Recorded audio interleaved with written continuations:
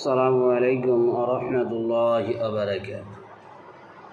সম্মানিত দিনী ভাই বোন, আজকে আমি আপনাদেরকে এই যে আপনার শরীর এখানে বা যে কোনো জায়গায় ব্যথা করতেছে, তো এই ব্যথার সময় আল্লাহ তাআলার কিতাব থেকে, তার কালাম থেকে কি দোয়া বলেছেন, এই দোয়া পড়লে আপনাদের ব্যথা কমে যাবে। মুসলিম 2202 নম্বর হাদিস। আউযু বিল্লাহি ওয়া কুদরাতিহি মিন শাররি মা আজিদু ওয়া উহাযিরু। আপনি প্রথমে বিসমিল্লাহ বলবেন 3 বার।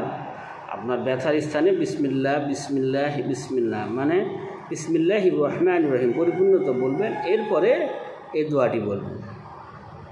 এই দোয়াটি 7 বার বলবেন, এতে করে আপনার ব্যথা দূর হয়ে যাবে ইনশাআল্লাহ।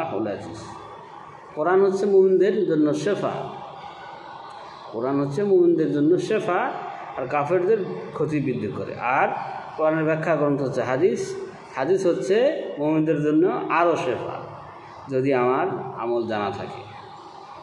তো আল্লাহ আমাদেরকে বোঝার তৌফিক দান করুক। আর বর্তমান সময় আসলে ইমামদের মুয়াজ্জিন যারা আসলে থাকে, তাদেরকে তো আসলে আমরা আপনাদেরকে কি ভালো মেসেজগুলো দেব, আমাদেরকে তো গোলাম মনে করা হয়, যে আসলে মাসে মাসে টাকা দিই মানে গোলাম কিনে রাখছি, এরকম ভাব বর্তমান অবস্থা আর কি।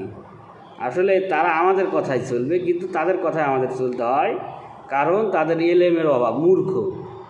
আপনি মসজিদ কমিটিতে দেখবেন দিনী এলেম তো নাই একেবারে, কোনো মতো একটু সলাত আদায় করে, আবার অনেক মসজিদে করেও না। কমিটি মানে হচ্ছে সব গরু, ইলেম একেবারে এলেম নাই, মানে এমন একটা ভাব যে আসলে গোলাম কিনে রাখছে। আল্লাহ তাদেরকে হেদায়েত দান করুক, বুঝার তৌফিক দান করুক। সুবহানাকাল্লাহুম্মা ওয়া বিহামদিকা আশহাদু আল্লা ইলাহা ইল্লা আনতা আস্তাগফিরুকা ওয়া আতুবু ইলাইক।